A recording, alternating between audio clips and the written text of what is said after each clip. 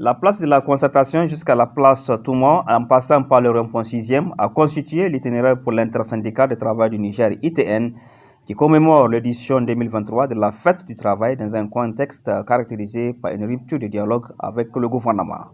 Face au faible pouvoir d'achat du travailleur nigérien, dont le salaire n'a connu aucune amélioration pendant une dizaine d'années, malgré les déclarations sur la vie chère et les négociations entre l'ITN et le gouvernement, il n'y a point d'action de grande envergure qui aurait été prise par les autorités de notre pays afin de garantir une stabilité sociale et familiale pour tous les citoyens.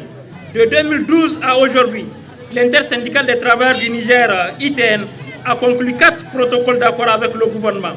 À l'issue de l'évaluation de ces points de revendication, intervenus en février 2022, 14 points restent encore en souffrance, parmi lesquels le recrutement à la fonction publique des contractuels, de l'éducation et de la santé, l'harmonisation du régime indemnitaire, la question des incidences financières et l'octroi d'une prime spéciale de départ à la retraite. Au terme de ces protocoles, l'harmonisation du régime indemnitaire devrait intervenir en janvier 2014. Les incidences financières devraient être payées en raison de 2 listes par mois. Le recrutement des contractuels se ferait de manière progressive et l'indemnité du départ spécial à la retraite pour janvier 2019. Ces points demeurent à présent des attentes immédiates et pressantes pour les travailleurs nigériens. À la date d'aujourd'hui, l'ITN constate avec amertume que les conclusions restent lettres mortes. La mise en œuvre de ces 4 points, qui n'a que trop duré, a été proposée comme préalable par l'ITN, sur lesquels des engagements ont été pris. Mais la mauvaise foi de la partie gouvernementale l'a empêché de nous faire des propositions acceptables. Alors qu'ailleurs, les gouvernants des pays de la sous-région ouest-africaine, après analyse responsable de la situation socio-économique, ont eu la hauteur de vue de rehausser des revenus des travailleurs sans tambour ni trompette. Face à l'indifférence, selon l'ITN, du gouvernement vis-à-vis des préoccupations des travailleurs nigériens, l'intersyndicale des travailleurs du Niger appelle ses militants à une mobilisation dans la perspective des prochains mois d'ordre. Nous avons le cahier de doléances au titre de l'année 2023, dans lequel nous avons cité toutes les revendications antérieures qui sont en souffrance, ainsi que les nouvelles préoccupations des travailleurs. Cependant, nous insistons sur la mise en œuvre des mécanismes permettant d'arriver à une résolution définitive de toutes nos revendications, car trop, c'est trop. La patience de l'ITN a atteint ses limites en cette année 2023 et rien ne sera plus comme avant.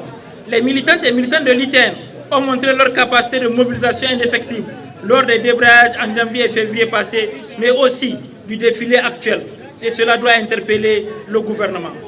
Conséquemment, l'ITN demande à toutes les militantes et militants de rester sereins et tient à les rassurer que la lutte ne fait que commencer et elle se poursuivra jusqu'à ce que nous trouvions une issue heureuse au problème qui assaille le monde du travail.